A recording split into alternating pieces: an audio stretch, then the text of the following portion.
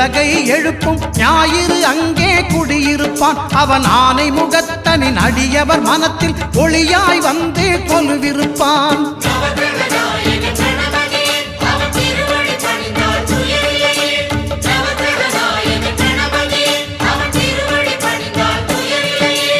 ஒன்பது கோளும் ஒன்றாய் காண அங்கு கற்பகம் என்னும் கடவுளின் மெய்யில்